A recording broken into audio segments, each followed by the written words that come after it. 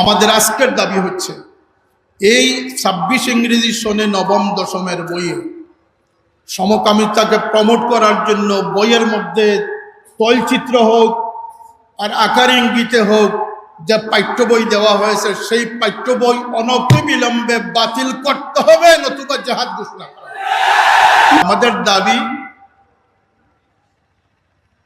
আমরা প্রকাশ করছি, একে তো হচ্ছে এই বইগুলো বাতিল করুন, এদেশের মুসল্লিয়ানি কেরামরা তাদের বাচ্চাকে চরিত্র নষ্টামি শিক্ষা দিতে চায় না, মুসলমান রাখতে চায়।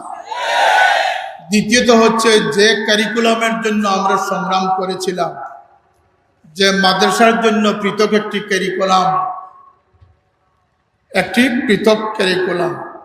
এবং প্রাইমারি স্কুলে একজন ধর্মীয় শিক্ষক নিয়োগ, হাই স্কুলে এবং প্রাইমারি স্কুলে ধর্ম শিক্ষা বাধ্যতামূলক, হাই স্কুলে ধর্মীয় শিক্ষক আগের মতো নিয়োগ দিয়ে ধর্ম শিক্ষাকে চালু রাখা, স্কুলের মতো মাদ্রাসা ছাত্রদেরকে টিফিন দান করা এবং সবচেয়ে গুরুত্বপূর্ণ হচ্ছে মাদ্রাসার জন্য পৃথক সিলেবাস তৈরি করা। এই কাজগুলো কোনো সংস্কারের অধীনে আসে নাই। এই কাজগুলা কোন সময় যে হবে, আমরা কতটুকু মাঠ গরম করার পরে এটা হবে সেটা আমরা বুঝে উঠতে পারতেছি। ইমাম মুয়াজ্জিনদের বেতন নিয়ে আমরা আন্দোলন করেছি, সেটাও বাস্তবায়নের মুখ দেখে নাই।